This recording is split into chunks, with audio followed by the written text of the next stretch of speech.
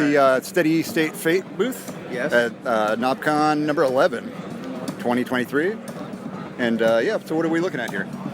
All right, so we're showing modules that we're selling, and 4 new modules. These are all slated for next year. Okay. We can start with this one. So this is called Impulse Dynamics, and it's a trigger to gate or gate to trigger converter. You have a manual control over how wide or narrow your output gate will be. This also outputs an envelope that similarly you can adjust the decay rate, and that's voltage controllable.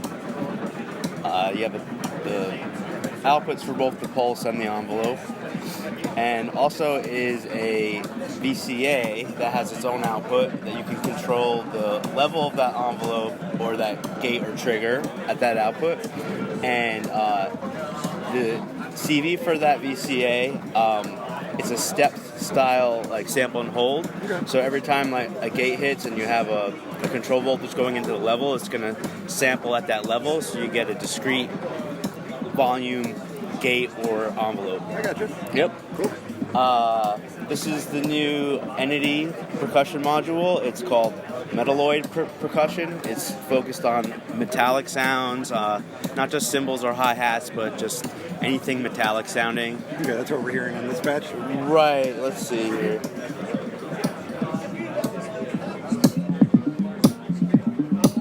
Let me turn these down.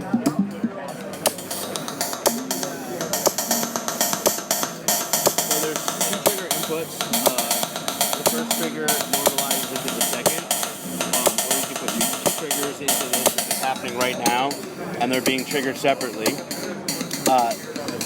These controls affect the sound of both. It's like a master tuning. Right, master tuning and just general shapes and effects of those sounds. But then each of those goes into its own state variable filter. You have a decay control, and then you have your filter type, high pass, band pass, low pass, cutoff frequency, and the envelope also affects the filter, and you have a bipolar attenuator on that. Cool. There's also a choke, so you can choke one with the other.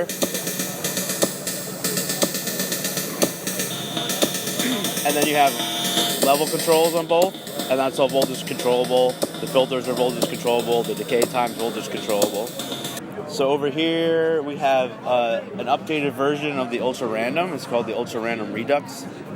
I don't know if you're familiar with the original. Yeah, I've seen that. But I changed a few things about it. Took off the internal clock so that the 2 sample and holds and the flux can all be triggered with external clocks. There's also normalization, so if you just had one clock and you wanted to clock everything, they cascade down between the A, the B, and the flux. The random pulses now has a rotary switch for the divisions, and then you have your density control, which affects how often you get a random pulse. But I added a sync, so now, depending if you have 1 or more clocks passing to A or B, the random pulses will sync to those clocks, so you get randomized clocks based on what you're patching into those inputs. Gotcha. Cool. Otherwise, it was just like a free-running kind of pulse kind of thing happening there. New integrator with voltage control. The random pulse is normalized into that input, or you can just use it as an integrator for whatever external gates or signals you want to put in there. The flux now has a control, so you can control the rate of change on the fluctuating voltage. That was just like a smoothly varying voltage. That has its own trigger as well. And then you have the sample and holds, which have external inputs, but they're normalized from individual noise sources. They now have 3 different modes. So you have a bipolar mode, a full wave rectified mode, and a half wave rectified mode. And then there's the toggle out, which every other clock pulse that will switch between A and B. Toggle out. And lastly, is the prime modulator. So this is a function generator with a few extra features. I know it's like behind this web here. Yep. But you have 3 different ranges on the rise and fall. Short range is for audio rate effects. You can do a lot of wave shaping with this module, and it gives you the ability to traverse the entire range of the high and low without like cutting out your signal when you're putting audio rates through there. Medium's like your standard range, goes from about a couple hundred microseconds to roughly 10 seconds with the control. Both rise and fall have their own shape controls. There's 3 different modes on the envelope. You have your classic mode, which resets on the fall, like standard function generators usually do, or you can put it into reset mode, and despite where the function is in its process, it'll reset. So in other words, it'll reset on the attack. Gotcha. And the decay. And then this ADHR mode is like a pseudo ADHR. You feed it a long enough gate that's longer than the decay time, you get kind of an ADSR kind of effect.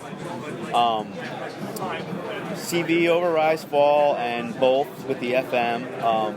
There's also a level VCA, so you have manual and voltage control over the envelope level. Offset control, plus and minus 5 volts. Slew input, cycle button, and CV input for turning that on and off. Cool. Sum input and track and hold. Okay. So you can hold it with a gate. You have rising, falling, and ending gate outputs, positive and negative outputs, and there's a secondary VCA that's normalized with the envelope as the input, and that gives you an auxiliary envelope that you can decouple from the level control, or you can have the level control that as well. It has a toggle mode, so every other cycle wave, it'll flip the polarity of the envelope, so you can get a bipolar thing happening there. If you patch an external signal into there, you can use the internal envelope to modulate that, and it'll flip that waveform on every other pulse. So you can do audio rate stuff, or you can do like LFO, like inverting. Cool. Yeah. Awesome. Thanks for showing me. Yeah, definitely, man. Appreciate it. Yep.